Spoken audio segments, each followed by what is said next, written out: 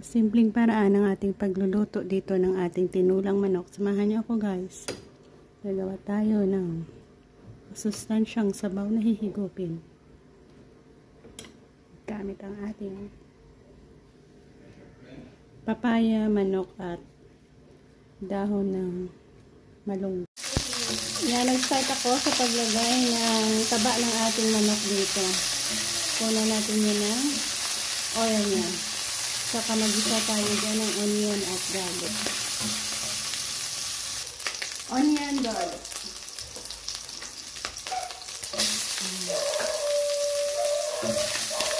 I-add natin ang manok.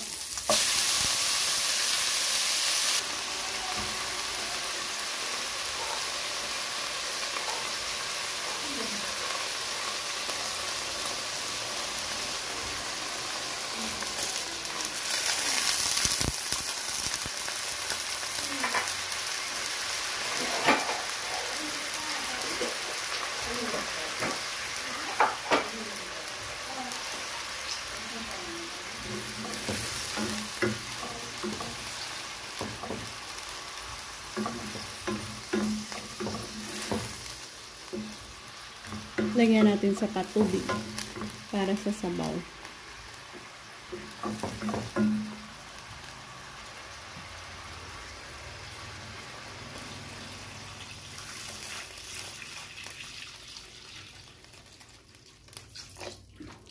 Pakuluan hanggang sa lumambot. Yan, ma-add na tayo ng ating ito ay papaya.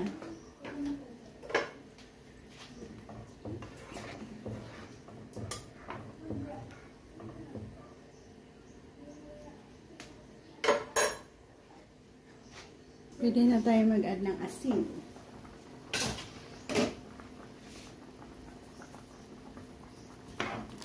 Ayan.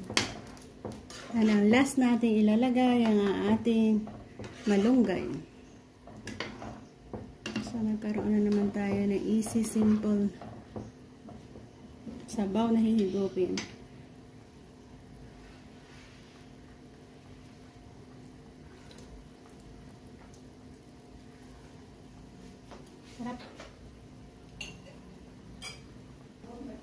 Last touch ang ating malunggay.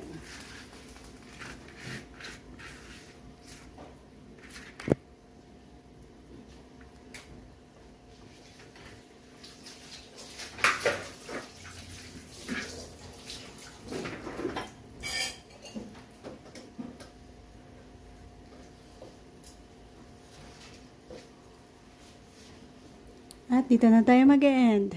Masarap, mabango, at masustansya ang ating sabaw na hihigupin. Bye-bye and God bless us all. Tinulang manok with papaya and malunggay.